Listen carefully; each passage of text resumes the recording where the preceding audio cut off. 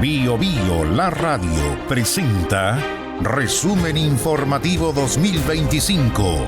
Los hechos más relevantes que marcaron la agenda de este año. Lo que pasó, lo que importó y lo que cambió el rumbo del país.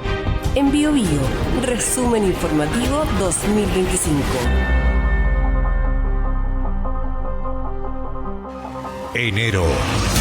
El año comenzó sin respiro. El 1 de enero, los hechos policiales marcaron de golpe el tono que acompañaría los 12 meses del año 2025. En la comuna de Lota, región del Biobío, un hombre de 26 años fue acribillado en plena vía pública, convirtiéndose en uno de los primeros homicidios del año.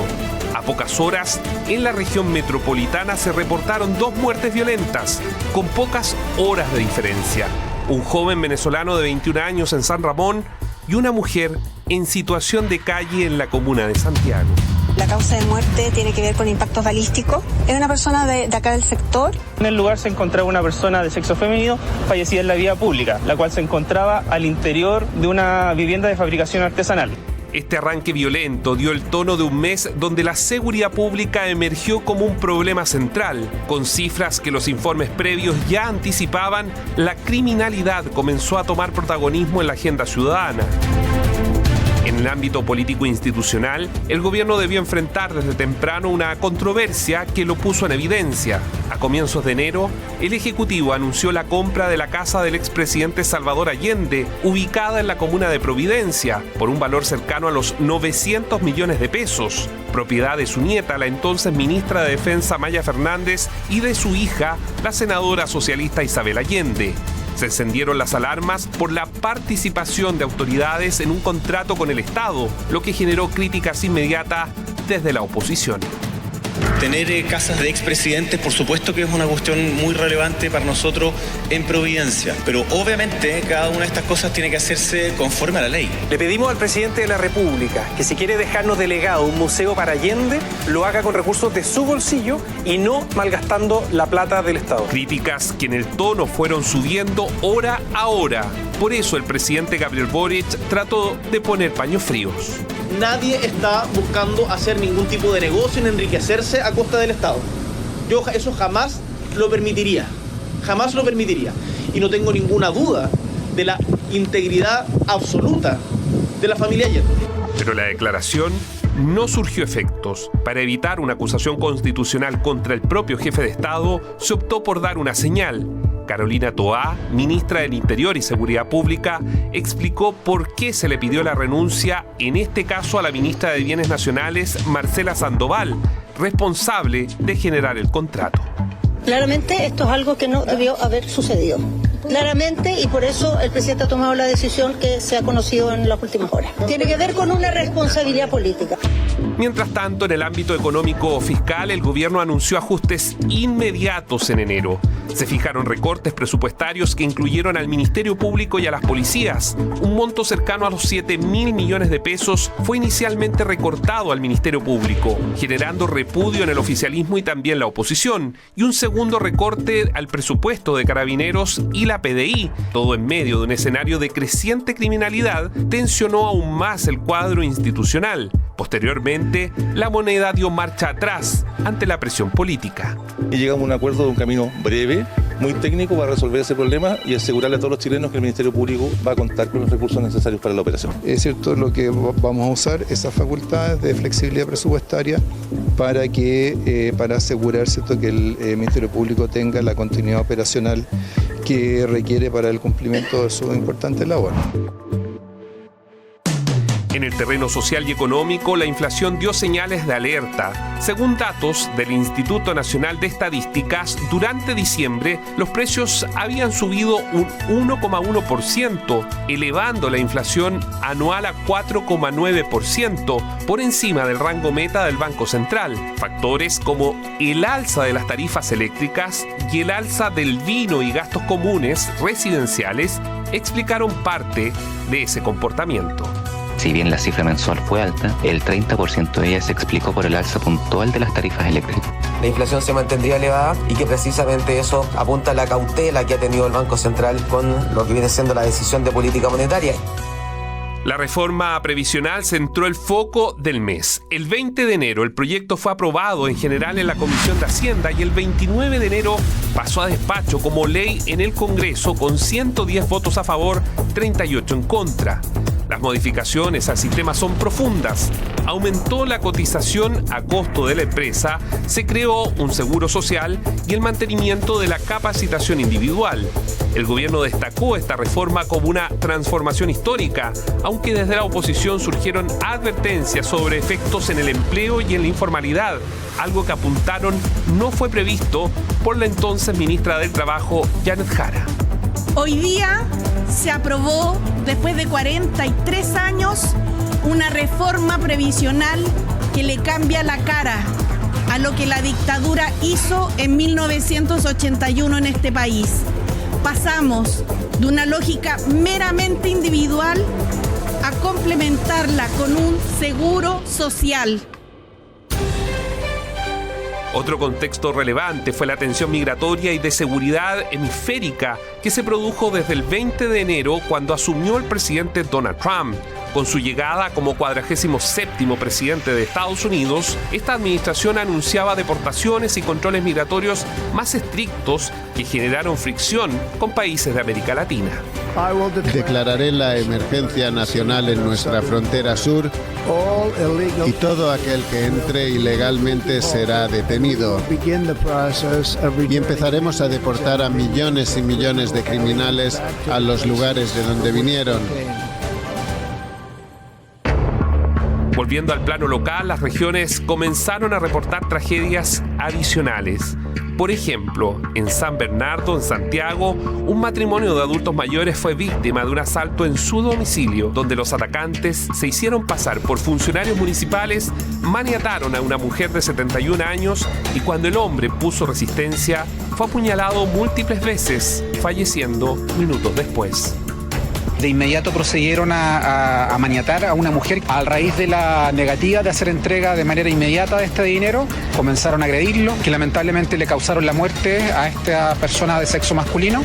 Corrían los últimos días de enero de 2025 y las encuestas mostraban que Evelyn Matei era la carta segura para quedarse con la banda presidencial en las elecciones de diciembre próximo.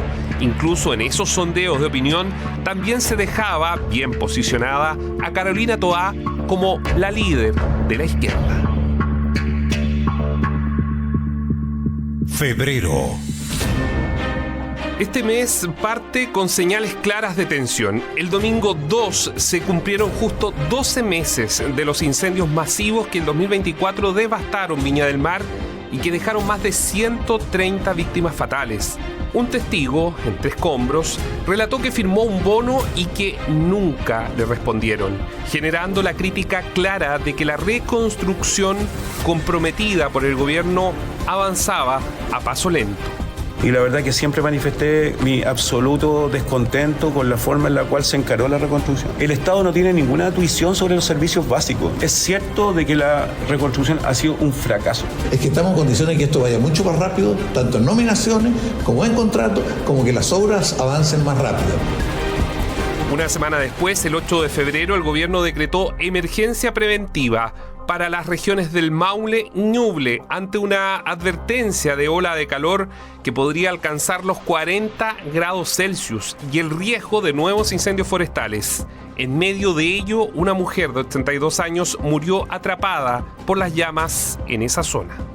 No puedo comprender, pero sobre todo no vamos a tolerar lo infame de una persona u organización que realice este tipo de actos. He instruido también establecer toque de queda durante la noche. La agenda económica también avanzó con foco. El día 5 de febrero, el Fondo Monetario Internacional entregó su informe para Chile. Proyectó un crecimiento del PIB para el año en torno al 2,2% y estimó que los riesgos externos y la desigualdad interna seguían siendo elevados. Con esto constatamos que la economía chilena durante el 2024 entró en una senda de expansión. Recordemos que hubo momentos en los cuales hubo muchas dudas, acordémonos cuando se hablaba del crecimiento cero. En el plano de la seguridad pública, la violencia mantuvo su pulso brutal. El miércoles 5 de febrero, un hombre de unos 30 años fue asesinado a tiros en Cerro Alegre, en Tomé, cuando un sujeto en motocicleta disparó al menos 4 veces. Hacia fines de mes, el viernes 28, en pleno barrio Bellavista de Santiago, un hombre de 33 años recibió 9 impactos de bala mientras se esperaba en calle Pío Nono. 2 sujetos en moto lo emboscaron.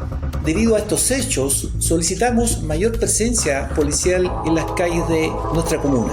Los abordaron y les efectuaron al menos 11 disparos en contra de una víctima.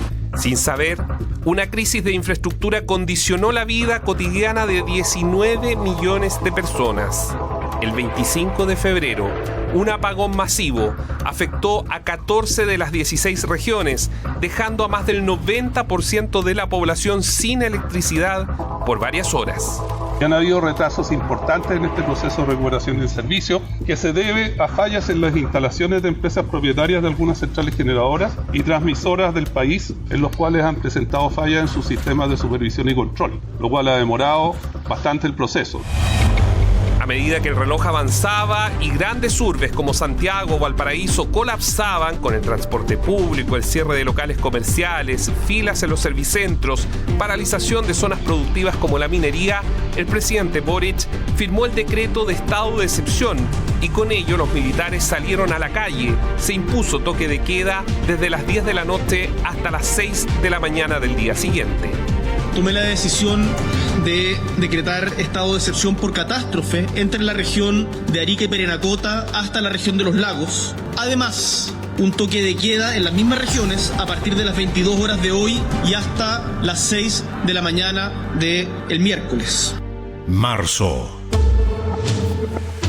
llegó con viento electoral. Previendo lo que iba a ocurrir en los últimos 3 meses del año, marcado por elecciones, en el tercer mes de este 2025, los acuerdos políticos para abrir primarias o ir directo a la primera vuelta era parte del debate. De hecho, el 4 de marzo, Carolina Toá renunció al Ministerio del Interior y Seguridad Pública para tomar una carrera a la presidencia. En ese momento, Evelyn Matei estaba a la cabeza de las encuestas presidenciales con 18% de intención de votos, según CADEM, pero ya mostraba desgastes respecto a todo el año 2024.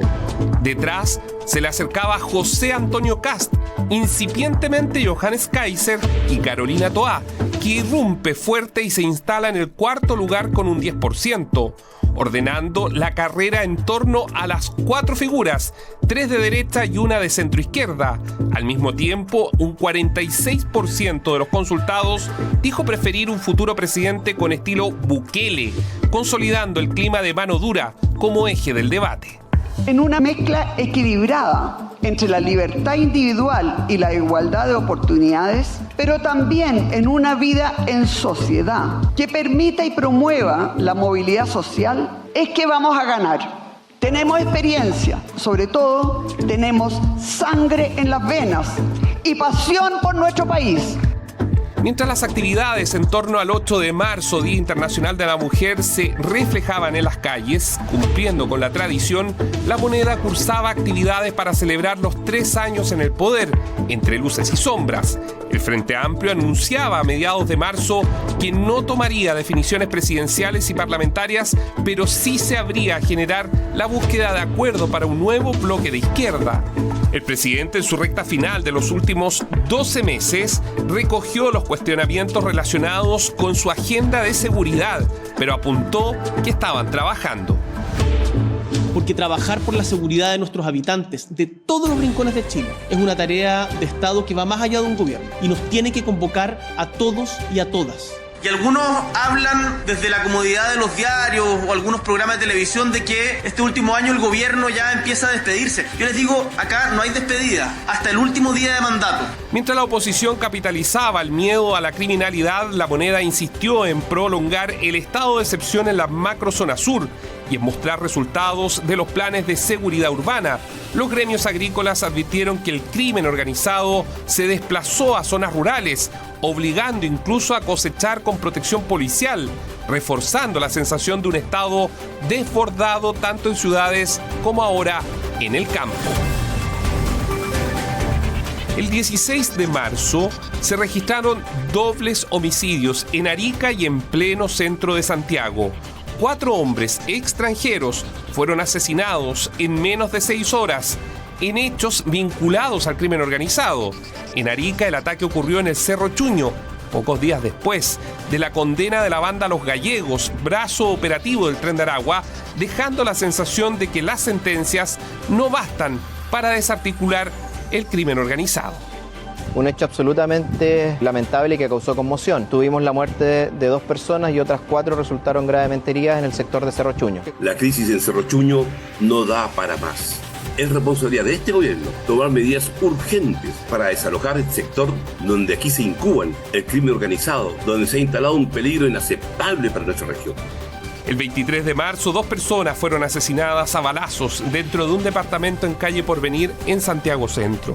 El ataque, asociado a rencillas entre bandas, se sumó a otros episodios de extrema violencia en la capital y reforzó la idea en marzo de que el crimen ya no está confinado a las periferias, sino que se instala en edificios y barrios residenciales. Llamado a la central de comunicaciones de que al interior de un departamento en el 10º piso se habían escuchado una cantidad indeterminada de disparos en el lugar con personal interior. A raíz de lo cual se constituye personal de Carabineros y al no tener indicios ni respuesta del inmueble se procede al ingreso mediante la fractura de la puerta y encontrando a 2 personas de sexo masculino fallecidas por diferentes impactos balísticos en sus cuerpos. Si no enfrentamos hoy día la inseguridad, el delito, el crimen y sobre todo el crimen organizado, vamos a correr riesgo como país y va a correr riesgo nuestra democracia. En términos judiciales, en marzo estalló una arista dentro del capítulo político-judicial Sierra Bella, un procedimiento de allanamiento que terminó en las puertas de la clínica donde estaba la diputada del Partido Comunista Carol Cariola dando a luz. Terminó abriendo todo un escándalo que dejaría al fiscal regional de Coquimbo, Patricio Cooper, en la primera línea de las críticas. Es así que se conoció que dentro de ese procedimiento ya existía un cúmulo de antecedentes que incluía la recuperación de chats que habían sido borrados entre la diputada Carol Cariola y la exalcaldesa Iracy Hasler. Paralelamente, el diputado Andrés Celis presentó una querella por presunto tráfico de influencias contra Cariola y el fiscal regional de Coquimbo, Patricio Cooper, se consolidó como el persecutor incómodo para la izquierda al llevar causas que tocaban directamente al presidente de la República y a referentes del PC. Como estamos nosotros periciando el celular, aquella material que es evidentemente íntimo, como por ejemplo salió en los medios de prensa y salió en la audiencia, que puede ser el trabajo de parto, parece que firmaron con el celular, por supuesto que eso no tiene ni una implicancia, ningún interés criminalístico. Y estamos estudiando seriamente la posibilidad de querellarnos por tráfico de influencia, porque aquí no se trata de hacer comisiones investigadoras, sino también de hacer valer las responsabilidades penales. Marzo también estuvo marcado por el avance del caso Audio. El 24 de marzo, la Fiscalía allanó domicilios y oficinas de ministros de la Corte de Apelaciones de Santiago, del Tribunal Constitucional e incluso de un exasesor del gobierno de Sebastián Piñera, incautando celulares y documentos en una señal inédita de escrutinio sobre las más altas instancias del Poder Judicial. Una semana después, el 31 de marzo, una sala de la Corte Suprema tuvo que decidir si el abogado Luis Hermosilla seguía en prisión preventiva o quedaba en libertad. También hay una posibilidad que escuchen nuestros argumentos y se den cuenta que es absolutamente innecesaria su prisión preventiva en los términos que se ha señalado y que hay que confirmar la resolución de la Corte. La madrugada del 30 de marzo, la lancha artesanal Bruma zarpó desde Coronel con 7 pescadores a bordo. A las 2 de la mañana se perdió todo contacto. Horas después fue hallada semi-hundida, sin rastro de la tripulación ni de las balsas de emergencia.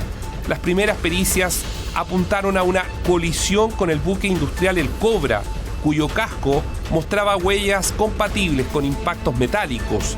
La hipótesis, que escaló de accidente a cuasi delito de homicidio, desató protestas en las caletas del Biobío y abrió un reclamo nacional por la seguridad en la pesca artesanal. Somos 7 familias que vamos a luchar contra un gigante, contra unos asesinos directamente. No crean que nos van a callar. Estamos revisando los hechos más relevantes del 2025. Bio Bio, cobertura total. Abril. Abril llegó sin tregua, sin respiro político, sin alivio en seguridad y con un sistema institucional otra vez a prueba. Fue un mes donde las cosas dejaron de insinuarse y empezaron a ocurrir. El viernes 7 de abril, Janet Jara, militante del Partido Comunista y que en algunos sondeos la ponían con alto carisma y figura de diálogo por las reformas laborales que sacó en su gestión, tomó la decisión que tanto se especuló. Renunció a su cargo y entró de lleno a la carrera presidencial, un mes después de que Carolina Toá hiciera lo mismo. Presento mi renuncia desde hoy. Yo, como candidata, voy a tener la posibilidad de mostrar no solo promesas de futuro, sino que también hechos y conquistas concretas. Siento que cumplí la tarea que me encomendó el presidente de la República. Aunque la derecha o algunos dijeran que yo andaba en campaña, en realidad yo estaba trabajando hasta última hora. Matei seguía liderando en abril, al menos eso creía ella y su equipo. Sin embargo, los números mostraban que su techo había llegado y su estancamiento comenzaba a ser notorio. La UDI, por su parte, comenzó a presionar para cerrar primarias cuanto antes, mientras en Republicanos se abrían a la discusión sobre si Kast debía evitar el desgaste o entrar directo a la primera vuelta. En la conversación entre todos nosotros convergimos hacia la misma conclusión. La mejor opción que había era llegar a primera vuelta con Evelyn Matei. A mí me habría gustado tener una primaria amplia con José Antonio Kast y Johannes Kaiser, y en vista que eso no fue posible, creo que esta es la mejor solución. Y la decisión la tomó Evelyn Matei. La Corte Suprema fue tomando decisiones. Suspendió a 2 funcionarios ligados a gestiones de causas sensibles, pequeños movimientos que, sin embargo, hablan de un poder que intentaba salvarse de una tormenta que ya estaba dentro del edificio. En materia económica, abril trajo un IMASEC plano. Algunos afirman que era la señal más clara de que la economía no quería despegar. El dólar superó los 980 pesos en su punto más alto, empujado por tensiones geopolíticas, y que el Banco Central advirtió que no bajaría la tasa tan rápido como esperaba el mercado. El desempleo tocó su nivel más alto en 33 meses, 9,2%. La explicación fue dura: menor inversión, comercio debilitado y servicios en retroceso. Un abril que se sintió como el inicio de un invierno económico. Si bien tenemos la convicción de que hemos elaborado propuestas que son pro crecimiento, aparentemente si hay parte importante del sistema político que no está dispuesto a apoyarla, tendremos que ponderar hasta dónde avanzamos con esa materia y le dedicamos el tiempo que requieren o lo concentramos en otros temas. Abril también se vivió desde la emoción. Chile se preparó ante rumores globales sobre el delicado estado de salud del Papa Francisco. Si bien el Vaticano desmintió su muerte en más de una ocasión, su hospitalización temporal ocupó portadas y encendió temores de un cónclave inminente los primeros días del mes. Buona domenica a tutti.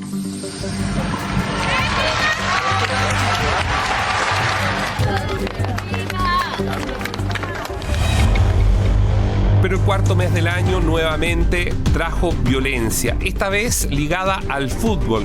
2 hinchas, un niño de 13 años y una joven de 18, fallecieron la tarde del 10 de abril en los accesos del Estadio Monumental en Macul, antes del partido de Copa Libertadores entre Colo-Colo y Fortaleza. Todo comenzó cuando un grupo de fanáticos intentó ingresar de forma irregular al recinto, botando vallas perimetrales que cayeron sobre los jóvenes.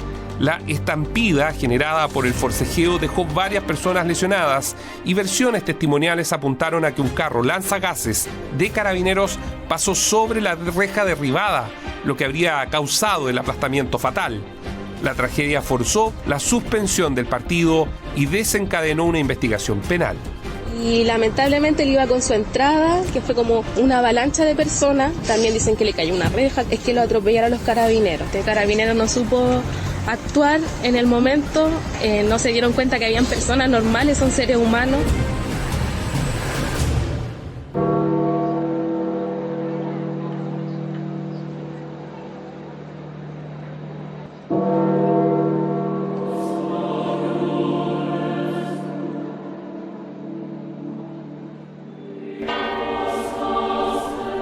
El lunes 21 de abril a las 7 de la mañana con 35 minutos, en su residencia de Casa Santa Marta, Ciudad del Vaticano, murió Mario Bergoglio, el Papa Francisco, primer pontífice latinoamericano de la historia.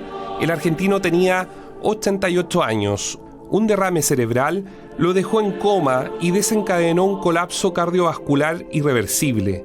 Su muerte lo convirtió en el segundo papa en fallecer en ejercicio en lo que va del siglo XXI, tras Juan Pablo II el año 2005, y abrió la primera vacante, recuerden ustedes, desde la renuncia de Benedicto XVI el año 2013, activando de inmediato el protocolo de sede vacante.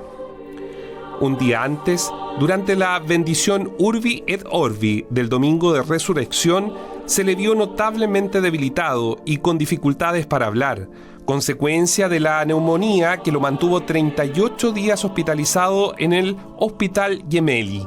El deceso fue confirmado esa misma mañana por el camarlengo cardenal Kevin Farrell a través de un comunicado difundido por el canal del Vaticano. Carissimi fratelli e sorelle, con profondo dolore devo annunciare la morte del nostro Santo Padre Francesco. Alle ore 7:35 di questa mattina, il Vescovo di Roma Francesco è tornato alla casa del Padre.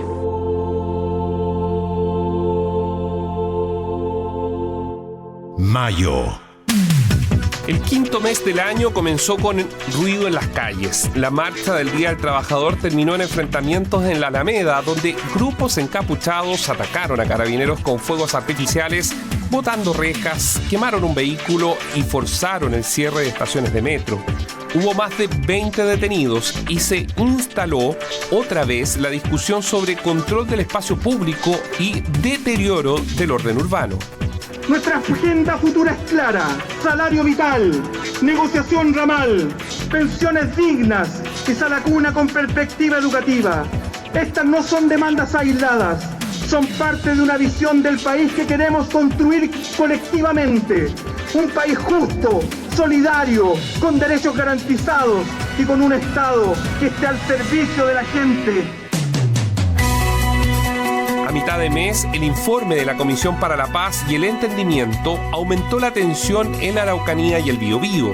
Las 21 recomendaciones, restitución de tierra, reparación, reconocimiento constitucional y nueva institucionalidad, abrieron un debate inmediato sobre costos fiscales, viabilidad territorial y capacidad real del Estado para ejecutar medidas de largo aliento. Las comunidades hicieron advertencias sobre faltas de garantías y la oposición cuestionó un diseño que calificó de aspiracional y poco realista. Usted creó el plan Buen Vivir y ese plan ha sido un fracaso absoluto, y que usted venga ahora cuando está de salida a decir que va a generar reactivación económica, eso es un insulto a quienes vivimos en la Marca Zona Sur, es un voladero de luces. Donde no dijo nada qué recursos iba a utilizar, le deja todo el fardo al próximo gobierno. Él lo único que va a hacer es una consulta indígena el segundo semestre en plena campaña. En la arena presidencial, la disputa interna de la derecha se intensificó. Matei buscó retomar iniciativas tras semanas de estancamiento.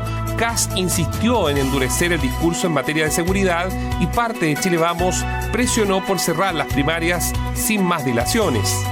En la centroizquierda, Toá enfrentó tensiones dentro de su propia corriente, mientras que el socialismo democrático intentaba articular un camino común y contener deserciones. El clima preelectoral ya era evidente en cada bloque. Bueno, cada conglomerado tiene su propia realidad y me parece de muy mal gusto estar siempre criticando a los otros.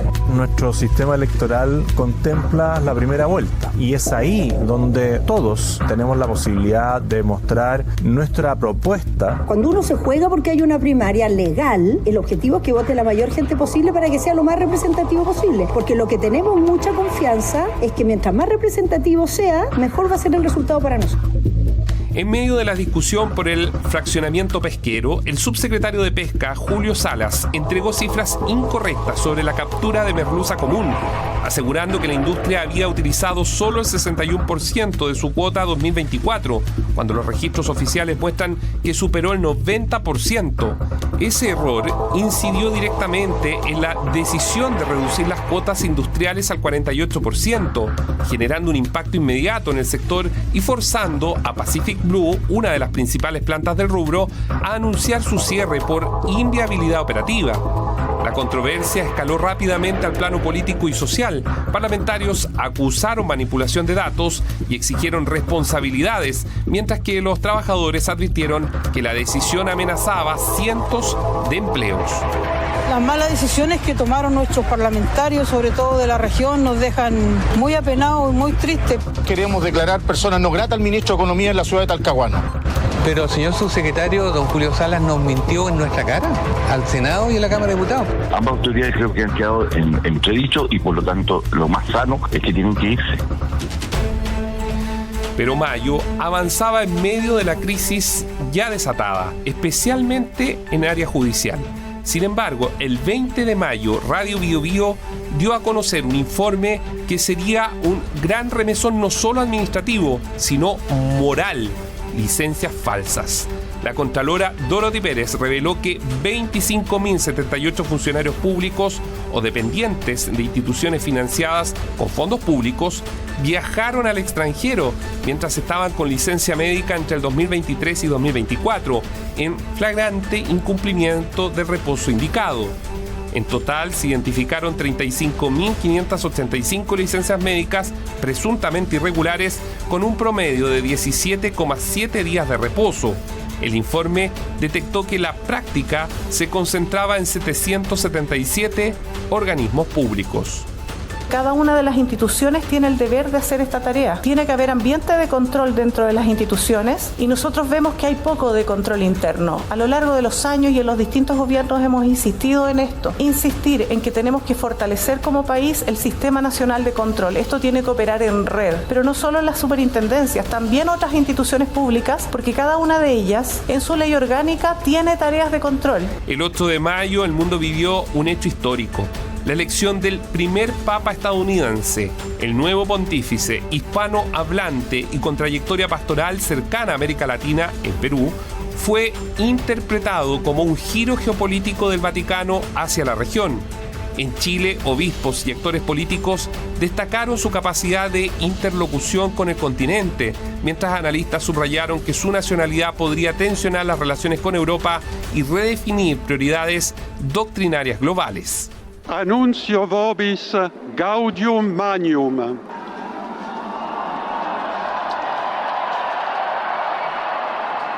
Habemus papam. El mes de mayo tuvo debates políticos en el oficialismo y la oposición. Sin embargo, los espacios los ocuparon los 4 aspirantes a la primaria: Carolina Toá, del Socialismo Democrático, Janet Jara, del Partido Comunista, Gonzalo Vinter, del Frente Amplio, y Jaime Mulet, del Frente Regionalista Verde Social.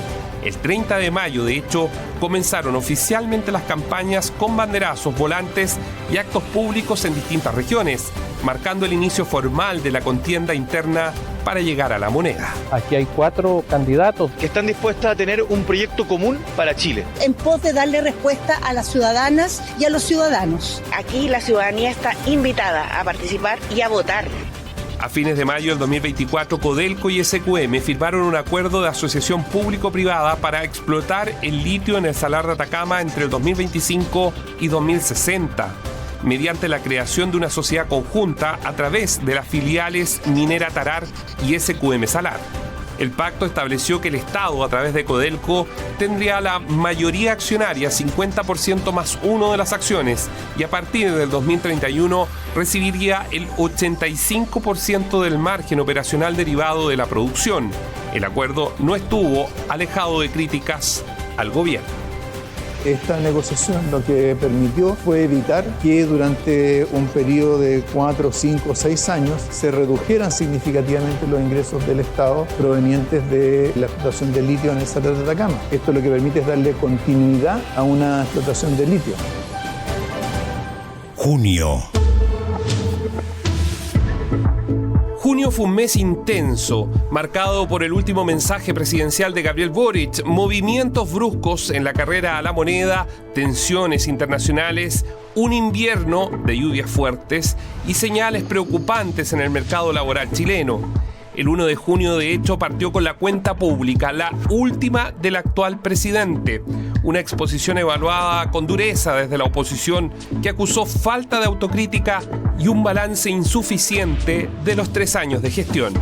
Habla de unidad, pero miente, nos insulta. Habla de unidad, pero presenta entonces proyectos que él sabe que van a terminar con un conflicto mayor. Cuando se anuncia que tenemos niveles de informalidad menores a los años anteriores, ¿eso no es así? Mientras tanto, en el plano interno, las primarias oficialistas comenzaron a cambiar de tono. Evelyn Matei mostró una caída sostenida y Carolina Toá, quien había irrumpido con fuerza en marzo, se estancó por completo. Todo mientras la carta comunista Janet Jara empezaba a subir con fuerza en las encuestas. A comienzos de mes ya se hablaba de un escenario donde Jara podía dar la sorpresa en las primarias del 30 de junio. En paralelo, Jara apuntó directamente contra el equipo de Carolina Toá, acusándolos de estimular el anticomunismo en plena disputa interna. La tensión subió varios grados dentro del oficialismo. Es mucho más difícil ser competitivos con la derecha con una candidatura de ese tipo, encabezada por el PC. No es algo que yo diga, es algo que sabe todo el mundo. Entonces no nos escandalicemos de cosas que todos sabemos. Si yo soy elegida la candidata de las primarias, voy a ser la candidata de una coalición de centroizquierda amplia y unitaria, no de un partido político, porque yo me estoy presentando para ser presidenta de Chile. Y el ascenso continuó. Al final del mes, la candidatura de Jara terminó por consolidarse y la militante comunista ganó las primarias presidenciales, superando ampliamente a Toá y dejando al socialismo democrático en su peor escenario desde el regreso a la democracia. Me han preguntado si pensaba que esto alguna vez iba a pasar en la vida, y lo he dicho, no estaba dentro de mis pensamientos. Pero también quiero decirles algo, estamos preparados, sabemos gobernar, nos sentimos preparados para eso. Y los llamo a no soltar nuestras manos para enfrentar desde la unidad a la ultraderecha chilena y detenerla. Esa es nuestra tarea para lo que viene. Pero mientras Chile vivía debates y campañas, la región fue sacudida por un hecho gravísimo. Un atentado contra el candidato presidencial colombiano Miguel Uribe Turbay, quien resultó herido de bala en pleno acto masivo en Bogotá, señala que el ataque reactivó las alertas sobre la violencia política en América Latina. Es que sí hay un ambiente de crispación que está elevando los niveles de pugnacidad y de violencia simbólica y de violencia verbal. Esto es algo que varios congresistas hemos expresado en diversos momentos. El problema con la violencia simbólica y la violencia verbal es que en cualquier momento se traduce en violencia física. A nivel mediático, estalló una polémica que dio a conocer Bío Bío, el cambio de telecanal, quien decidió modificar drásticamente su programación e incorporar la señal informativa estatal rusa RT en español. La decisión encendió alertas sobre pluralismo, soberanía informativa y regulación de medios. Deberían realizarse mayor fiscalización y regulación al respecto. Abrirá el debate necesario sobre un cuestionamiento de la presencia de intereses extranjeros de medios en nuestro territorio como parte de propaganda. Que este canal fue prohibido por la Unión Europea en 27 países de la Unión. Mientras tanto, en el mundo, el mes estuvo marcado por un dramático repunte en el conflicto en Medio Oriente. Israel intensificó bombardeos sobre Teherán y otras zonas iraníes, llevando la tensión al límite. Pocos días después, Estados Unidos se sumó a los ataques a través de la llamada Operación Martillo de Medianoche. Nosotros devastamos el programa nuclear iraní. Pero hay que resaltar que la operación no hizo blanco en tropas iraníes o pueblo iraní. Que Irán no debe obtener un arma nuclear. Sin embargo, el 24 de junio quedó inscrito como un día histórico. Tras 12 días de enfrentamientos, Irán e Israel anunciaron el fin de la guerra. El alto al fuego abrió un respiro geopolítico tras el periodo más crítico desde el año 2023.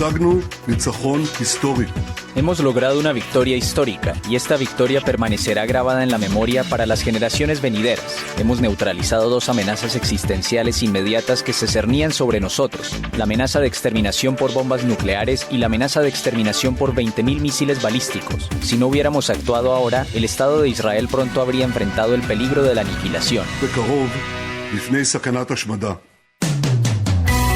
El 25 de junio, pasadas las 23 horas, el presidente Gabriel Boric se convirtió en padre por primera vez.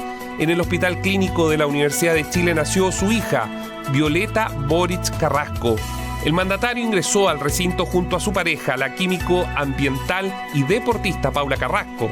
Desde La Moneda destacaron la importancia del permiso parental del que el presidente hizo uso, en un acontecimiento inédito en más de 9 décadas.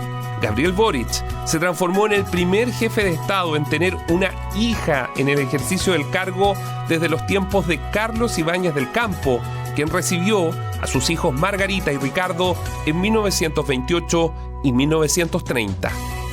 Una felicidad desbordante, de verdad es incontenible ser padre y ver que lo que hace la naturaleza, el cuerpo humano, lo que las mujeres. Y primero mi profunda admiración a la Paula por este proceso que nunca había visto tan de cerca. Realmente impresionante. Violeta está bien, está sanita. Así terminó junio, con un país tensionado por la carrera presidencial, inquieto por la inseguridad y las incivilidades, golpeado por el clima, inquieto también por las señales económicas y observando un mundo en plena reconfiguración. En Bio Bio, la radio, resumen informativo 2025.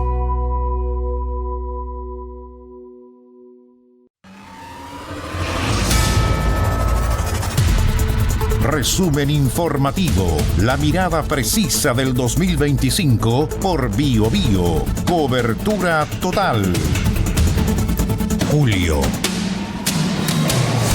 irrumpió marcado por un clima de inseguridad persistente y un tablero político en plena ebullición. El mes comenzó con un golpe directo a la percepción del orden público. La Fiscalía abrió una investigación por amenazas del Tren de Aragua contra jueces de garantía, una señal inédita del avance del crimen organizado. En paralelo, el presidente Gabriel Boric participó en la cumbre de los BRICS, que se realizó en Brasil sin Xi Jinping y sin Vladimir Putin, pero con Gabriel Boric invitado a un encuentro que generó dudas por el tono de las declaraciones finales. Condena a los ataques contra Irán, silencio hacia Rusia y un debate abierto sobre la relación del bloque con Occidente. Después de leer esa declaración, yo me pregunto ¿a qué vinieron? ¿Para qué paralizamos parte importante de la ciudad y gastamos toda esta plata? ¿De qué les sirve a los chilenos esta parafernalia que no dice absolutamente nada? Un claro sesgo ideológico. Solo está pensada para países que piensan parecido al presidente Boric, en distraer a la opinión pública con estas reuniones. El mes estuvo marcado por un terremoto político e institucional. La renuncia del director del Servicio de Impuestos Internos, Javier Echeverri, tras un reportaje que reveló que no pagaba contribuciones en varias de sus propiedades. La presión pública y política terminó por hacerlo caer. Que nadie se equivoque creyendo que es una señal de debilidad en la fiscalización tributaria. Al contrario, la mano es firme para fiscalizar el pago de impuestos y no me cabe duda de que Carolina Saravia, ese va a ser también su sello. Pero nada impactó tanto en julio como la liberación del sicario acusado de asesinar a un comerciante del barrio Meix. Un caso que destapó una cadena de errores atribuibles a los tribunales y abrió un flanco de incertidumbre en el sistema. La Fiscalía abrió una investigación contra la jueza Irene Rodríguez, a quien incluso acusaron de estar dormitando durante la audiencia. La historia sumó un ingrediente explosivo días después, cuando la PDI detuvo a un nuevo involucrado. Se trataba nada más ni nada menos que del mejor amigo del muerto. A medida que avanzaron los días, la investigación demostró que habían depósitos y una relación clara entre el muerto y quien pagó para que lo asesinaran, además del rostro de televisión Francisco Kaminsky. Vamos a oficiar a Gendarmería y vamos a pedir que Gendarmería nos informe cuántas personas extranjeras están hoy día privadas de libertad a la fecha, tanto prisión preventiva como condenados. Creo que con eso podemos también evitar otro problema y lo vamos a chequear con las bases de datos que tenemos. En el plano político, julio significó el comienzo del derrumbe definitivamente de la candidatura de Evelyn Matei. Primero, las filtraciones de un WhatsApp interno que revelaban el desconcierto dentro del comando ante nuevas bajas en las encuestas. Luego vino una seguidilla de episodios que aceleraron su deterioro. Rumores de renuncia y acusaciones desde su sector sobre operaciones sucias y finalmente su frase que tensó todo el mes. Hay una campaña asquerosa en mi contra, imputando Matei al círculo de Kast la difusión de videos alterados para hacerla ver enferma. A mí me han tratado como enemiga. Este tipo de prácticas inmorales hoy día lo están usando en contra de candidatos, pero también lo usaron hace 4 años en contra de Sebastián Sichel, más temprano lo hicieron en contra de Kaiser y de mucha otra gente. La respuesta del mundo republicano fue aún más dura. Dirigentes del partido de Kast acusaron a Matei de padecer una locura temporal, llevando la disputa a un nivel inédito de agresividad entre ambos bloques de derecha. No solo mienten, desinforman, sino que además le atribuyen una enfermedad. Creo que esto tiene límites, la política tiene que tener límites en nuestro país. No todo vale, hagamos una campaña limpia y dejemos las descalificaciones de lado. Y hacemos un llamado a todas las campañas a dejar atrás estos ataques y poder centrarnos en lo que a los chilenos realmente les importa, que son las propuestas. Mientras tanto, José Antonio Kast y Janet Jara comenzaron a dominar las encuestas. Panel Ciudadano mostró que la exministra del Trabajo estaba superando a Kast en intención de voto, mientras el candidato republicano se potenciaba en el votante obligado. Ambos comenzaron a consolidarse como las cartas fuertes de la presidencia. En la medida que conozcan el programa de gobierno de apoyo a los adultos mayores, la búsqueda de mejores condiciones en la atención de salud, no me cabe duda que van a ir también dando el respaldo.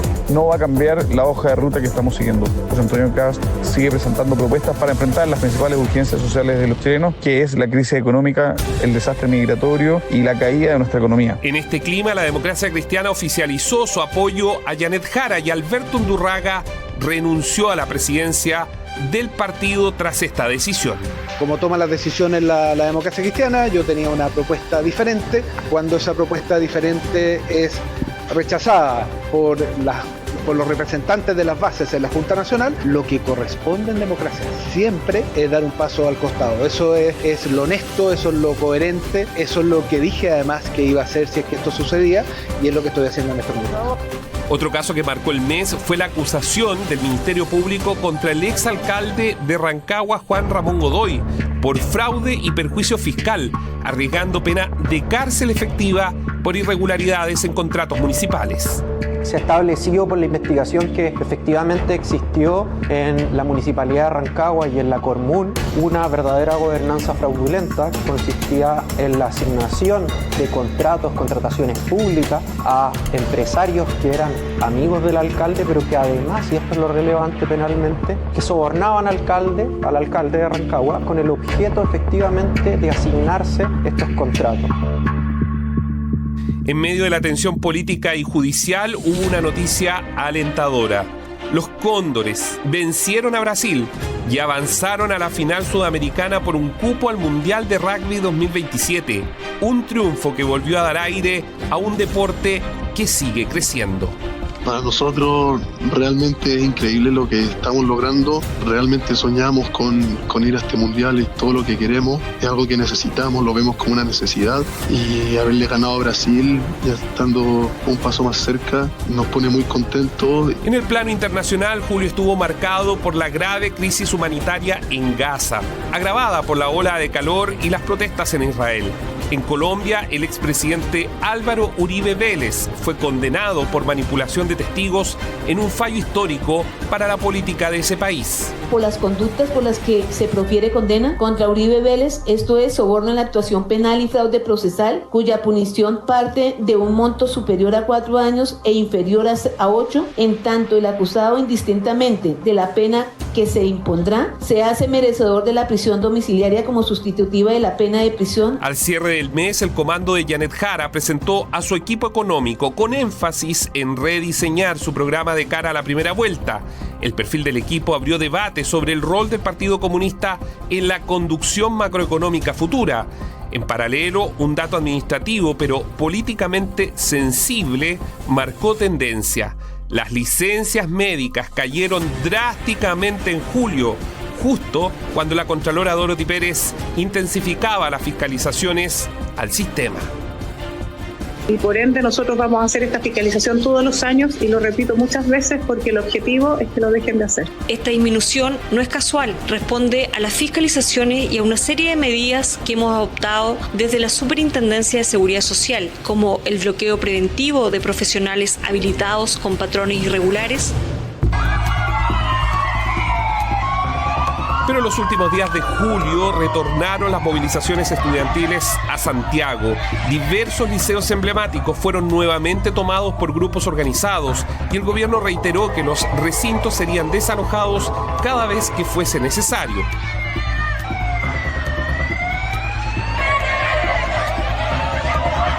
Sin embargo, en las últimas horas del 31 de julio llegaron malas noticias desde la mina El Teniente de Codelco. 6 trabajadores estaban desaparecidos luego de una falla estructural del yacimiento.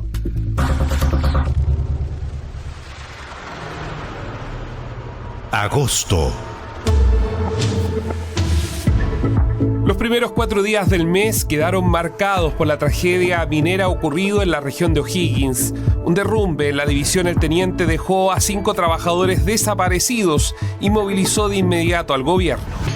Pero que sepan que se están haciendo todos los esfuerzos, con toda la tecnología disponible, no en Chile, en el mundo, para poder rescatarlos.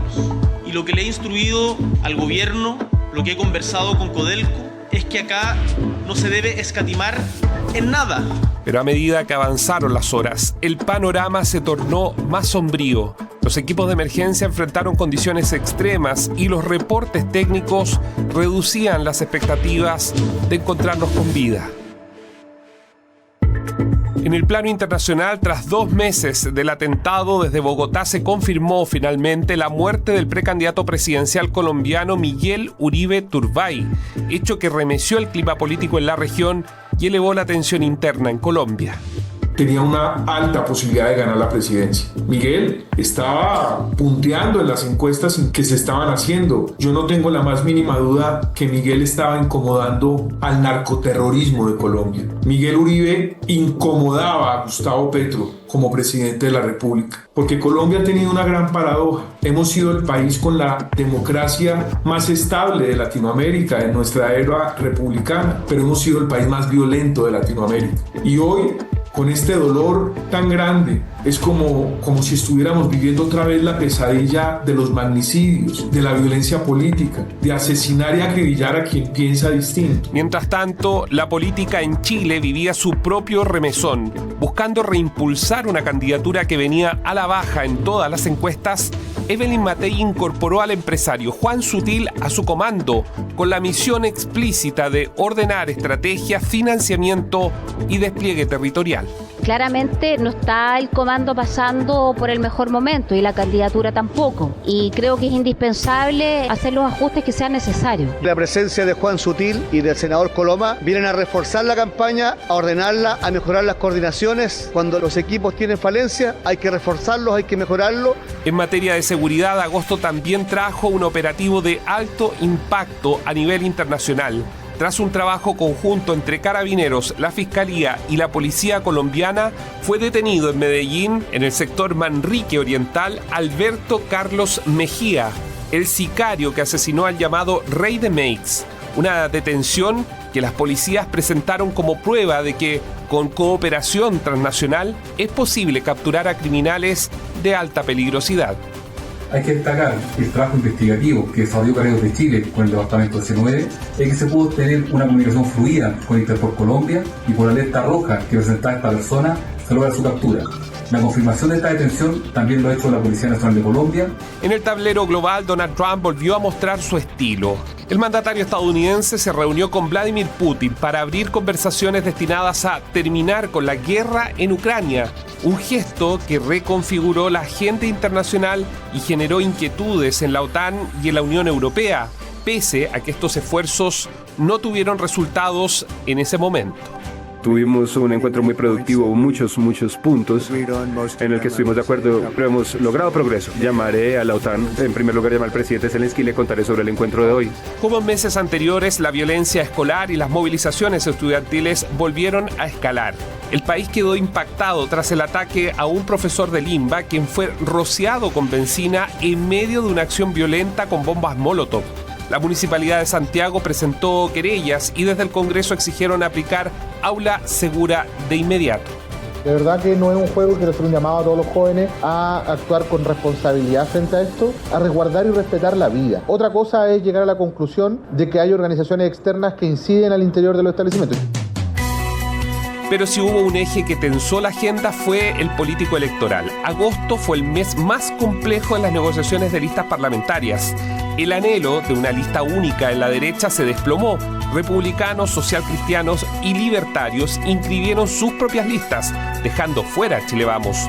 En ese cuadro, una sorpresa. Rodolfo Carter, ex alcalde de la UDI, figura que alguna vez orbitó en la UDI, terminó abrazando a José Antonio Kast e inscribió una candidatura al Senado por la Araucanía.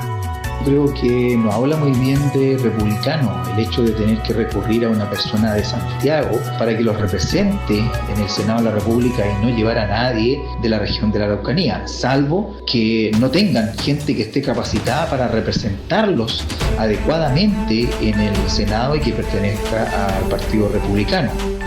Chile Vamos, por su parte, decidió girar al centro, negociando con amarillos, demócratas y algunos ex-DC. Pero el pacto solo cuajó luego de que Miguel Ángel Calisto se retirara de la negociación en medio de sus problemas judiciales por presunto tráfico de influencias. Tras su salida, se sumó como independiente pro Frente Regionalista Verde, reordenando completamente el mapa del centro político. Recibí un veto de Chile Vamos, particularmente de la UDI, que curiosamente hoy día se ha expuesto, digamos, como un partido que defiende la pureza política y que condena antes de tiempo a las personas. En paralelo, el oficialismo vivió su propio quiebre. Pese a las instrucciones del presidente Gabriel Boric y de la candidata Janet Jara, las fuerzas del oficialismo terminaron dividiéndose en dos listas, exponiendo la fractura entre el Frente Amplio, el PS, el PC y el resto de esa alianza. En una decisión que a mí me parece legítima absolutamente, porque son partidos distintos al mío, pero que yo considero políticamente que es un error, dado que hay desafíos muy importantes hoy día que nos unen. Y Daniel Jadwe protagonizó otro capítulo judicial en agosto. El Ministerio Público ingresó acusación formal por cohecho, fraude al fisco y delitos tributarios en el marco de su gestión en la Municipalidad de Recoleta, impidiéndole inscribir su candidatura a diputado. Se le están imputando 4 hechos que tienen que ver fundamentalmente un fraude reiterado, estafa, cohecho y un delito concursal. Entre todos los penas que se solicitan son aproximadamente un poco más de 18 años. Nosotros, nuestra obligación constitucional es presentar la acusación y eso fue lo que hicimos. El 21 de agosto ocurrió un hecho político de gran impacto. Mario Marcel, figura clave del manejo fiscal desde el 2022 y uno de los ministros más influyentes del Palacio de la Moneda, presentó su renuncia. El anuncio, que para algunos era crónica de una salida anunciada, reconfiguró el equilibrio interno del gobierno en plena disputa electoral. De mi parte, solo resta decir que me entregué con pasión a esta hermosa tarea, luchando contra múltiples adversarios y escollos. Pido perdón por mis errores y doy las gracias por haber tenido esta extraordinaria oportunidad. Y en la Araucanía la alarma subió aún más tras una emboscada que terminó con un trabajador forestal asesinado y en un ataque ejecutado con frialdad y planificación militar. 3 sujetos encapuchados y armados ingresan a una faena forestal del sector de Corrales. En ese lugar amenazan al cochero y lo ahuyentan del lugar y luego proceden a la quema de 5 maquinarias y 2 estructuras. En el plano internacional, Perú volvió a sacudir a la región. El expresidente Pedro Castillo fue enviado a prisión preventiva por la investigación sobre organización criminal, confirmando un dato brutal. Todos los expresidentes peruanos de los últimos 15 años están hoy condenados o en prisión preventiva. Cuando agosto llegaba a su fin, un hecho policial sorprendió al país. Kevin Holguín, alias Baby Bandito, fue asesinado junto a su pareja en Cerro Navia. El delincuente, protagonista de un millonario robo y cuya vida estaba siendo adaptada para una serie televisiva, terminó muerto en un ataque a sangre fría que cerró el mes con un nuevo golpe en la agenda de seguridad. Estaríamos hablando al menos de unos 20 impactos balísticos. El propietario del vehículo sería una de las víctimas, de hecho sí el conductor. Hay antecedentes que se están investigando, se están haciendo ciertas consultas, podría eventualmente estar vinculado con uno de los robos llamados robos del siglo. Sería Kevin Holguín en este caso, conocido como Baby Bandito. Efectivamente, sería él. Septiembre. Con la llegada de septiembre se confirmó que el caso de las licencias médicas no era solo un problema estadístico. El Ministerio de Hacienda y la Dirección Nacional de Servicio Civil informaron que más de 8.300 sumarios administrativos ya estaban en curso en el sector público tras detectar patrones reiterados de uso irregular. El efecto inmediato fue una caída en las solicitudes, pero el fondo del problema quedó al descubierto. Controles débiles, fiscalización tardía y una cultura instalada de abuso del sistema. Acá se está develando que se puede actuar con rigurosidad y al mismo tiempo con celeridad. No debe existir impunidad para nadie. Esperamos que los sumarios concluyan antes de fin de año. En el plano judicial, septiembre marcó un punto final. La Corte de Apelaciones de Santiago confirmó el sobreseimiento definitivo del caso Sierra Bella, rechazando la apelación del municipio y del abogado querellante, y donde el Ministerio Público no se hizo parte. Nos parece de mayor gravedad lo que hoy día ha informado el Ministerio Público en audiencia. No se pudieron establecer mayores responsabilidades penales, entre otras cosas, ha señalado el fiscal hoy día en la audiencia, porque se encontraron en el curso de la investigación con que habían conversaciones borradas. Nos parece de mayor gravedad. Bueno, estamos conformes, entendemos que después de casi 2 años y medio de investigación, finalmente se ha hecho justicia y de que acá no existía delito alguno. Mientras tanto, en Estados Unidos, Charlie Kirk, aliado político del presidente Donald Trump, fue asesinado de un disparo durante un acto en una universidad en Utah. El crimen reabrió el debate sobre violencia política, polarización extrema y seguridad en actividades públicas. Porque Charlie se ha reunido con su creador en el cielo y su voz seguirá teniendo eco a través de generaciones y su nombre seguirá vivo en la historia eterna de los patriotas estadounidenses. Vivirá por siempre. En Chile, el Tribunal Calificador de Elecciones tomó una decisión clave. Rechazó la candidatura de Jimena Rincón al Senado, impidiéndole optar a un tercer periodo consecutivo. Creo que aquí hay un hecho político grave y se ha señalado también por mis colegas. Se trata de ganar por secretaría lo que no se es capaz de ganar en los votos. Aquí yo no llegué a la senaturía porque un colega mío fuera nombrado ministro de Estado. Y creo que es importante entender que con este fallo y con esta acción se le quita la posibilidad a hombres y mujeres del Maule de poder decidir. Septiembre fue también el mes del primer debate presidencial televisivo. En ese escenario, Johannes Kaiser irrumpió con fuerza, consolidándose como una carta competitiva en las encuestas y obligando al resto de los abanderados a ajustar estrategias. Desde ese momento, la campaña entró en una fase más dura, con discursos más ideológicos y menos margen para ambigüedades. No me parece que tú quieras que la gente trabaje a cambio de nada. Yo no soy una persona millonaria, yo no recibo dinero desde fuentes que no conocemos, entonces yo tengo que trabajar y tengo que vivir de mi sueldo, lo siento mucho. En ese sentido voy a renunciar, es mi tiempo, voy a renunciar en el momento en que deje de trabajar como parlamentario, que es lo que corresponde, no antes, no después. En el inicio formal de la campaña, Francisco Vidal dejó la presidencia al directorio de TVN, acusando presiones políticas y apuntando directamente a José Antonio Kast.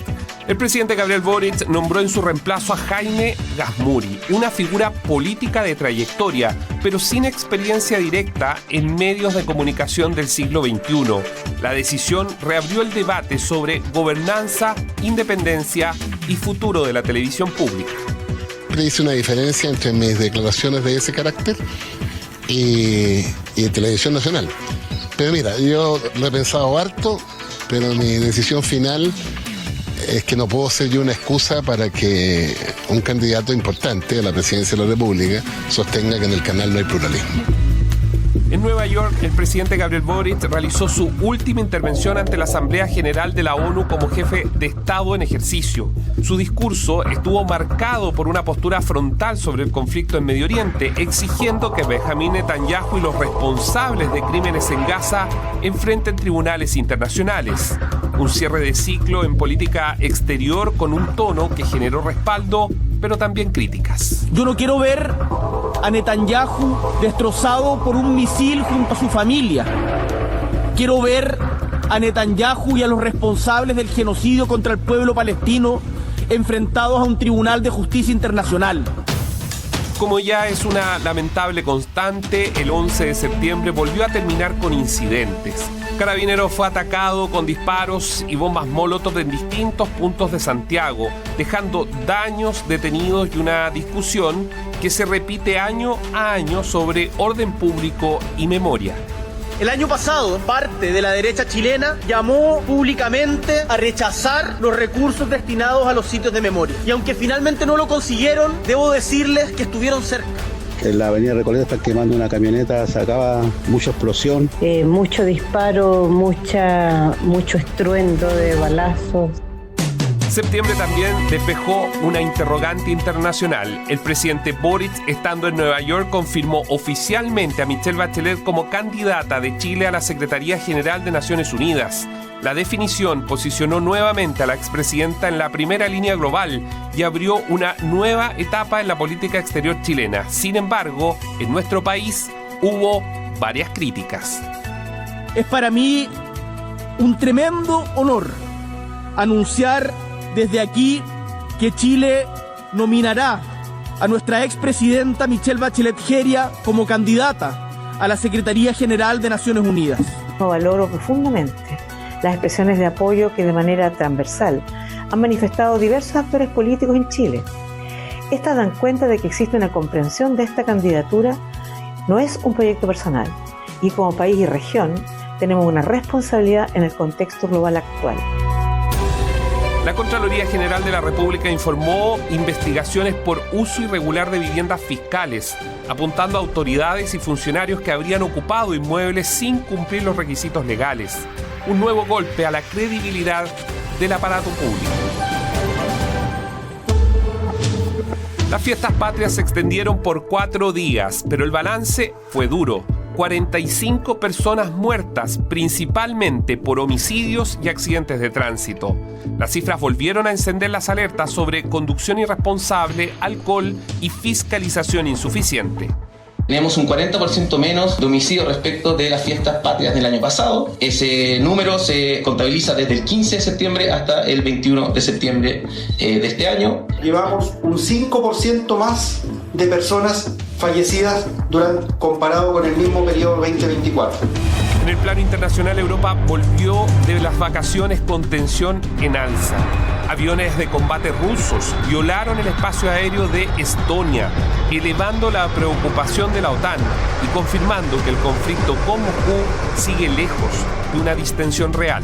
La tercera vez en días que Rusia viola el espacio aéreo y que ello, asegura, supone una provocación extremadamente peligrosa. Además, ha recalcado que la Unión Europea está con Estonia. Resumen informativo, la mirada precisa del 2025 por Bio Bio. Cobertura total. Octubre. A octubre no se llegó. Octubre irrumpió y lo hizo con una imagen que descolocó al país entero. En un año marcado por sobresaltos políticos, tensiones económicas y episodios de violencia, fue la naturaleza la que tomó la palabra. El desierto más árido del mundo volvió a florecer. Una postal que, por un instante, desplazó la crispación y recordó que incluso en los ciclos más duros hay espacio para el asombro. Pero ese contraste se despidió rápidamente. El mes abrió con un fuerte remesón político. La candidata oficialista Janet Jara responsabilizó directamente al ministro de Vivienda por la lentitud de la reconstrucción de los incendios de Viña del Mar. Lo calificó como impresentable y una vergüenza, tensionando otra vez la relación interna del gobierno en un año marcado por descoordinaciones y duros cuestionamientos sobre gestión pública. La reconstrucción de Viña a mí me parece impresentable. Entonces, en términos de evaluación de la gestión, la casa es primordial para la gente. Yo eso lo encuentro impresentable. No voy a seguir con el debate, creo que ya está claro, y lo que sí puedo insistir es que es muy importante que en todas las materias haya el mayor diálogo posible. En paralelo, nuevas cifras económicas reactivaron las alarmas. Un informe reveló que la deuda pública chilena alcanzó su nivel más alto desde 1991, mientras el propio gobierno admitía un incumplimiento mayor de la meta fiscal para el 2025. La discusión dejó al descubierto un desacople entre las proyecciones oficiales del presupuesto 2026 y los datos que opositores y especialistas calificaron como poco realistas. Aquí no vemos ninguna estrategia clara para reactivar la economía ni para dar seguridad a las familias chilenas. Necesitamos transparencia, necesitamos saber cuánto efectivamente debe el Estado. Lo hicieron estudiantes en práctica. Está más estructurado este presupuesto. Ya en el Congreso, otro foco capturó la atención nacional: el debate de los llamados supersueldos del legislativo.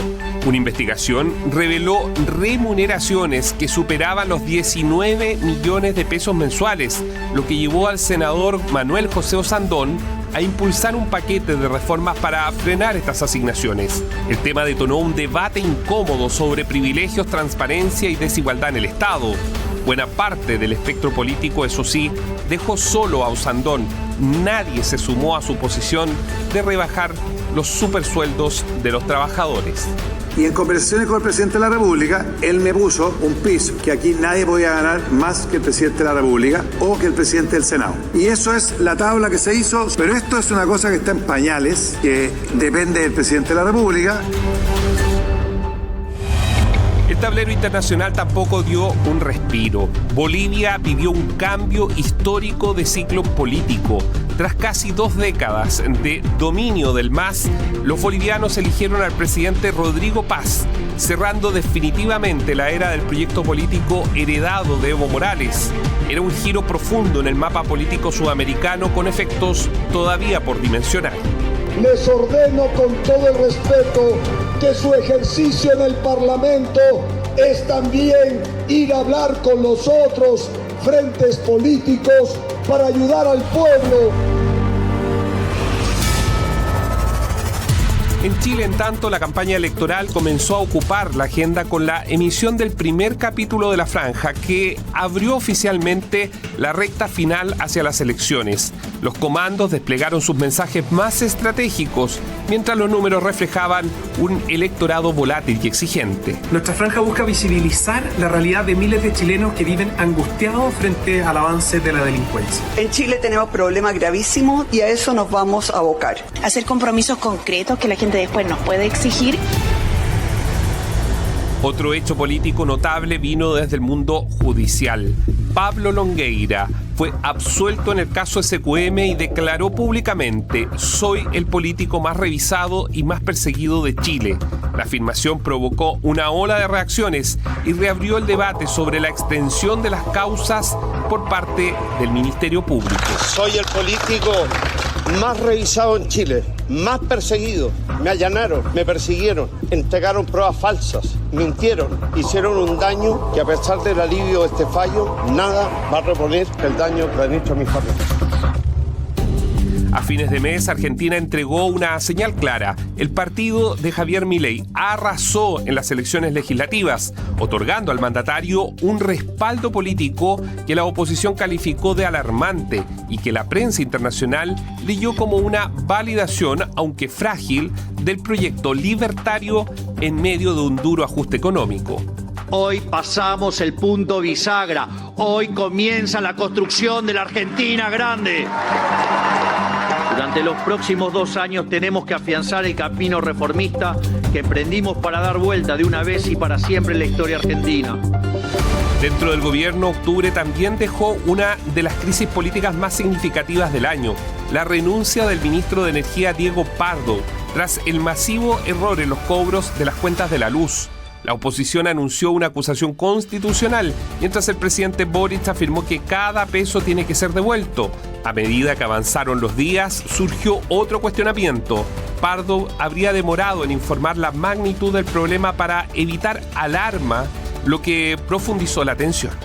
Y por eso el presidente de la República ha determinado establecer responsabilidades políticas en el ex ministro de Energía, Diego Pardo. Exigir y encontrar una solución lo más breve posible, porque acá la devolución debe ser íntegra y oportuna.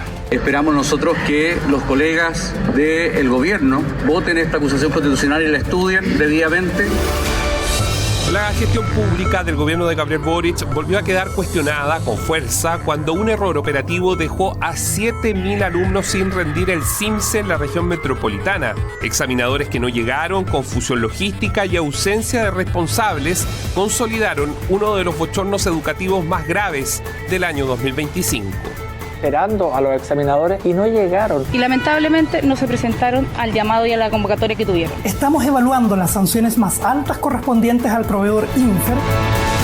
Hacia el cierre del mes emergió otra tensión política. La candidata Janet Jara buscaba consolidarse, pero chocó directamente con la moneda.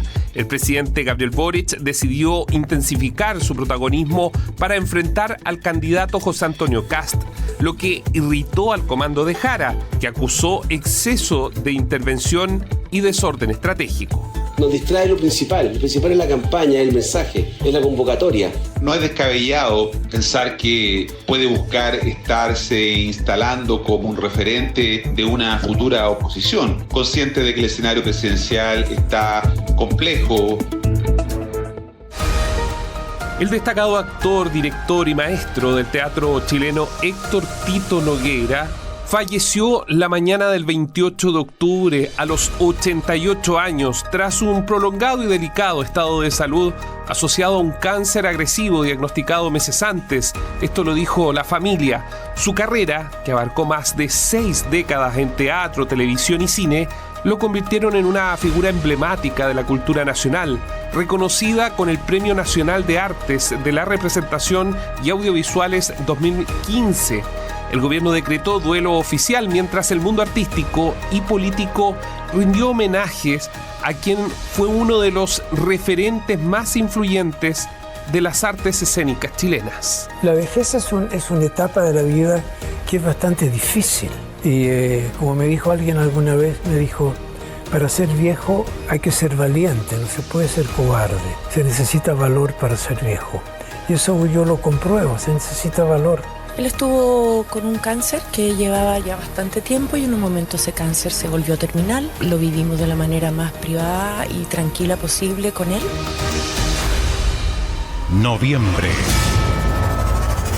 Noviembre se perfilaba como un mes tranquilo, dominado por las elecciones presidenciales y parlamentarias.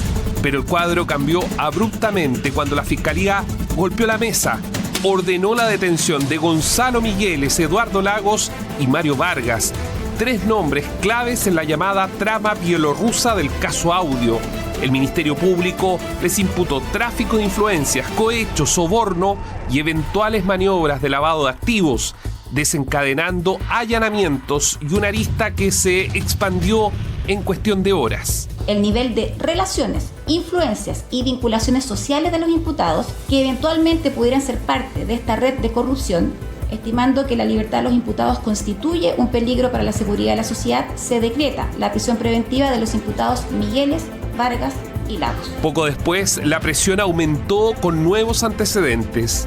Una contabilidad interna confirmó que Inmobiliaria Fundamenta transfirió 410 millones de pesos a Lagos y Vargas, pagos que, según la hipótesis investigativa, buscaban inhabilitar al juez Sergio Muñoz en causa donde la empresa era parte interesada.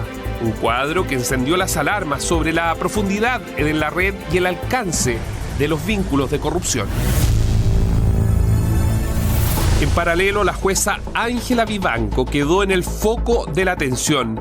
La Fiscalía inició una revisión de los fallos que obligaron a Codelco a desembolsar más de 17.500 millones de pesos y que, según las denuncias, podrían haber favorecido intereses particulares en la misma trama. En palabras simples, a juicio de la Fiscalía, Vivanco, desde la Corte Suprema, podría haber ayudado al consorcio bielorruso en desmedro de la cuprífera estatal. Vivanco rechazó categóricamente esas imputaciones en una entrevista ampliamente comentada en Bio Bio TV, donde sostuvo que jamás intervino irregularmente. ¿Qué le puedo decir en primer lugar? Que yo nunca he ido a la oficina de ella. En segundo lugar, que yo nunca he recibido nada de ella. Entonces están pintando como si yo hubiera hecho un viaje o dos porque me cayó esta plata y que como que yo nunca hubiera viajado antes. Entonces me parece a mí que esta investigación es una investigación como una especie de colador que tiene muchos hoyos, muchos espacios vacíos y que los están tratando de llenar. Mientras la tensión judicial escalaba, el presidente de la República, Gabriel Boric, aterrizó en La Paz, Bolivia. Fue su participación en la ceremonia donde Rodrigo Paz Pereira asumió como nuevo presidente del Estado Plurinacional de Bolivia, una señal interpretada como un gesto político relevante en la recomposición de las relaciones bilaterales. ¿Dónde está el litio? Evo, ¿dónde está el litio? Arce, ¿dónde está el litio? ¿Dónde está el gas? Es una señal clara de nuestro compromiso por mejorar las relaciones diplomáticas con el país vecino. El 16 de noviembre llegó la votación parlamentaria y presidencial. 15 millones de chilenos eligieron un Congreso que quedó fragmentado. Unidad por Chile obtuvo 61 diputados y Cambio por Chile 42. El Partido de la Gente se quedó con 14 escaños. En el Senado, casi empatados, 25 para la derecha, 25 para el oficialismo. Un equilibrio que anticipa negociaciones complejas para cualquier reforma estructural. Debido a que no se logró la mayoría absoluta por la derecha, el Partido de la Gente va a ser el partido importante para la toma de decisiones.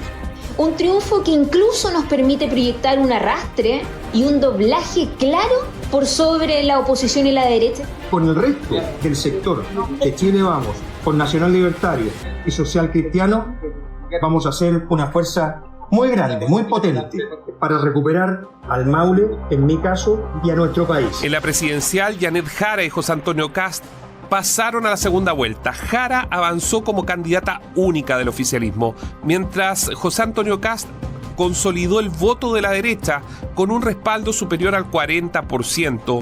En tercer lugar, pero por encima de Chile Vamos, quedó Franco Parisi. Nuevamente se transformó en un actor al que todos comenzaron a mirar. Casi la mitad de los chilenos y chilenas no votaron ni por mí ni por Kast. Y a ellos les vamos a salir a hablar y a escucharles atentamente.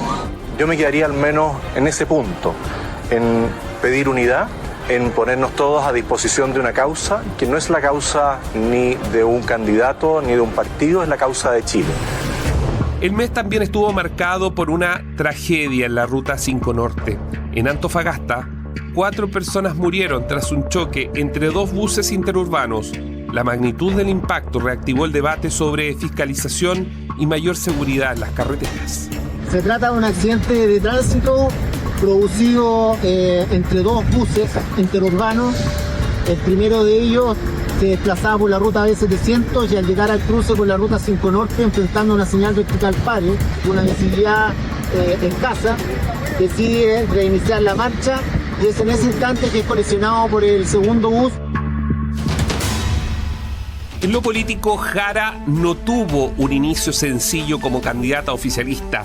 Los dichos de sus cercanos sobre el PDG y la hermana de Franco Parisi, Sandra, sumado al rol de los resultados en la primera vuelta, llevaron a que anunciara la salida de Darío Quiroga, estratega de la campaña, abriendo un flanco interno en pleno inicio del balotaje, una señal de tensión que la propia Jara intentó corregir días posteriores.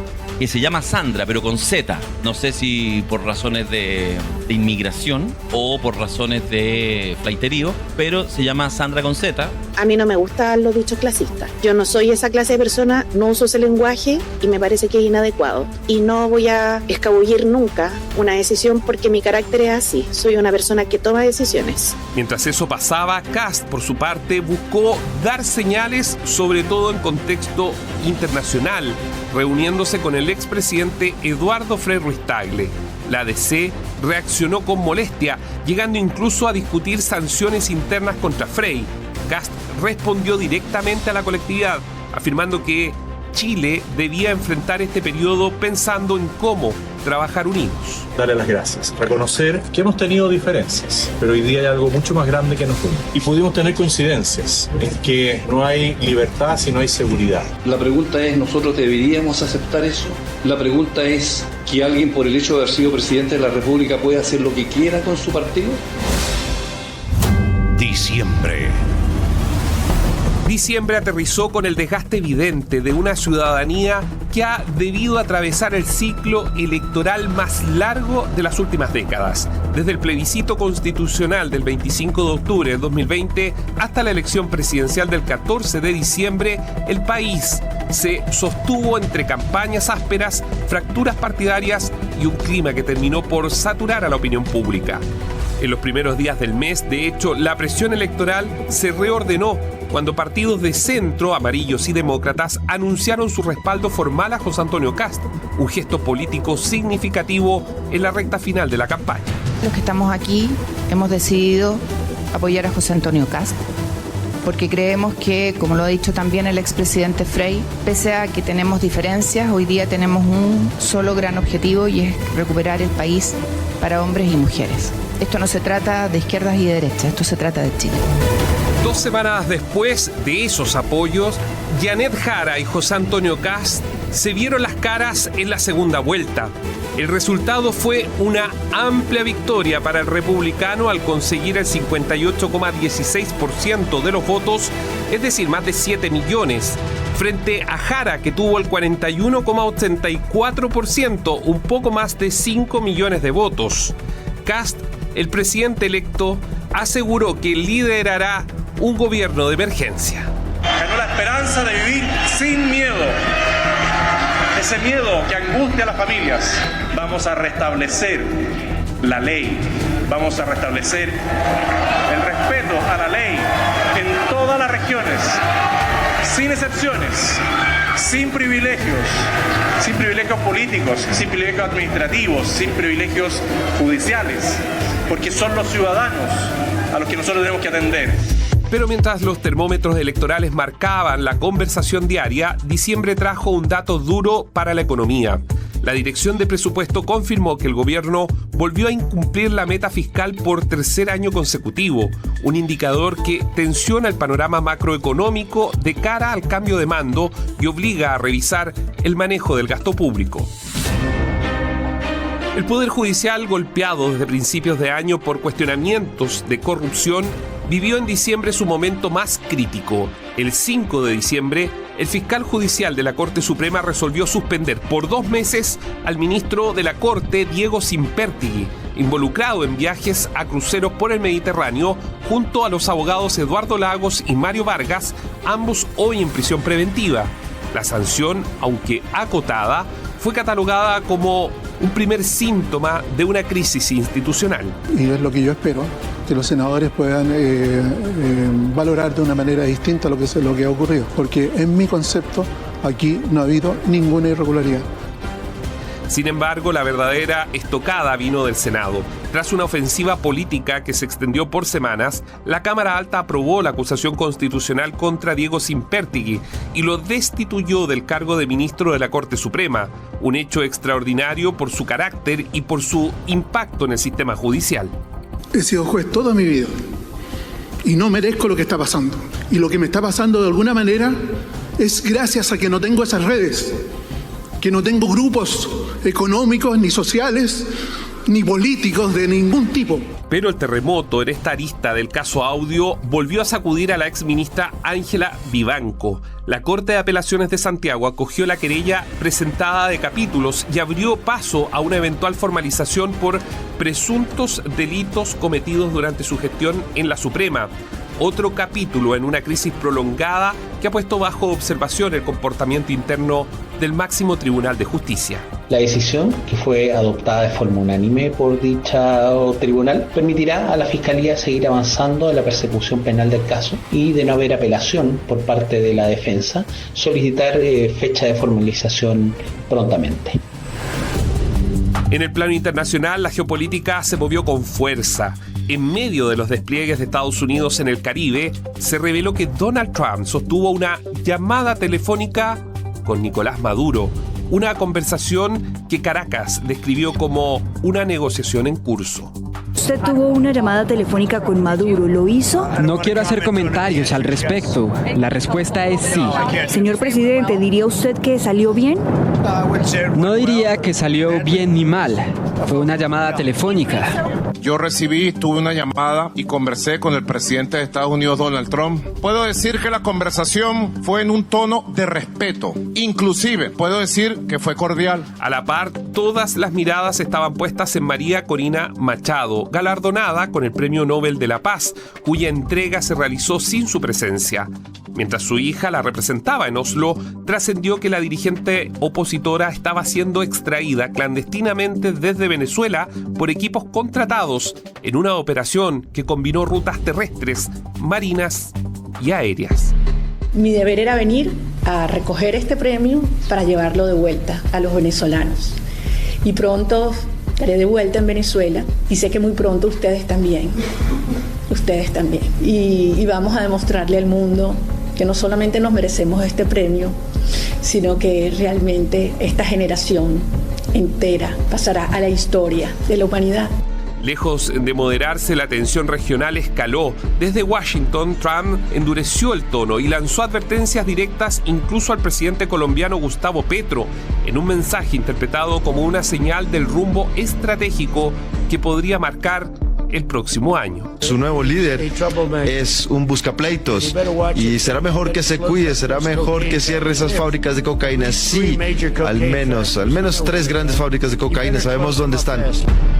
Resumen informativo, la mirada precisa del 2025 por BioBio. Cobertura total. En Chile, diciembre vino también con decisiones de alto costo político.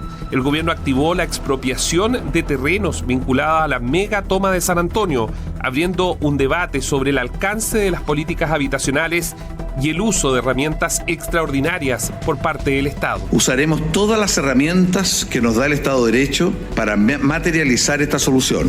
Esto incluye la expropiación de 100 de las 215 hectáreas. Bolivia irrumpió en la agenda regional con la noticia de la detención del expresidente Luis Arce, un episodio que profundiza la inestabilidad institucional del país altiplánico y que genera eco en los países vecinos. Quiero denunciar ante el pueblo boliviano y ante la comunidad internacional que hace un momento acaban de secuestrar al expresidente Luis Alberto Arce Catacora por Sopocachi, barrio de la ciudad de La Paz en el estado plurinacional de Bolivia. Luis Arce, exministro de Economía y expresidente de Bolivia, hace instantes nada más vinculado a un caso de corrupción.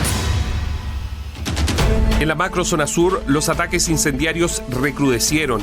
Quemaron camionetas y camiones forestales en Coyipulli y Nueva Imperial, confirmando que el conflicto sigue migrando hacia formas más violentas, pese al despliegue policial y militar en esa zona. Condenamos este nuevo hecho de violencia ocurrido en plena provincia de Cautín, en la región de la Araucanía, donde resultan quemados 13 camiones. Aparentemente el gobierno sencillamente ya tiró la esponja respecto de preocuparse de la seguridad y la tranquilidad en la región de la Araucanía. Si bien es cierto, están de salida, pero ellos deben gobernar hasta el último día. De vuelta en Santiago, José Antonio Kast comenzó a instalar la oficina del presidente electo. Sus equipos trabajan a toda máquina en la arquitectura del nuevo gabinete y en el diseño del desembarco del 11 de marzo próximo. En paralelo, el mandatario electo inició un activo relacionamiento internacional visitando a los presidentes de Argentina y Ecuador, en lo que algunos analistas ya interpretan como el renacer de un eje regional alineado con Washington. Los nombres ya lo hemos señalado, a partir del 15 de enero ustedes van a ir conociendo ya bastante bien quiénes van a ser los futuros y futuras ministras, subsecretarios. Todo lo que venga antes pueden ser muchas especulaciones. Hay ánimo de seguir trabajando hacia adelante. Tuvimos una muy buena reunión con empresarios de Argentina de almuerzo, oportunidades de inversión, y estamos trabajando firme en eso para ir adelantando tiempo. El mes cerró con la amenaza de incendios forestales. Vientos intensos y altas temperaturas obligaron a declarar alertas rojas en varias comunas, mientras brigadistas y bomberos enfrentaron múltiples focos simultáneos en la antesala del verano. Tenemos 8 incendios forestales en combate y 11 controlados. Se mantienen los incendios, que uno en la comuna de Pichidegua, en la región de O'Higgins, que ya tiene 160 hectáreas de extensión, y el más relevante, el de la comuna de Maule, en la región del Maule, que ya tiene 1.127 hectáreas de afectación. Ambas comunas se mantienen con alerta roja y seguimos monitoreando la situación de esos incendios y de otros que también tenemos en combate.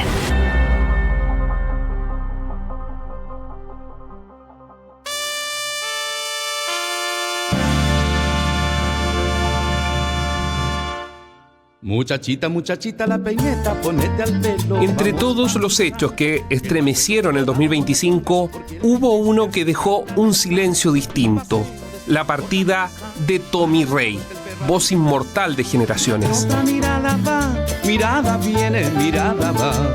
El tercer mes del año se llevó al hombre, pero no su cumbia, esa que sigue sonando como si aún animara cada celebración. Al cerrar este resumen, es imposible no escuchar su timbre inconfundible, marcando una vez más la banda sonora de estas últimas horas del año y se va.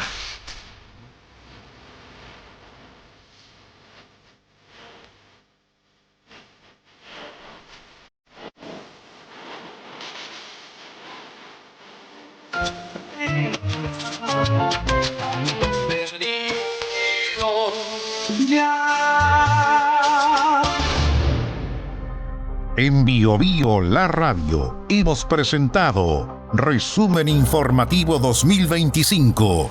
Lo que hizo noticia, los hechos más relevantes, las opiniones y reacciones que marcaron el año. Bio Bio, la radio, cobertura total.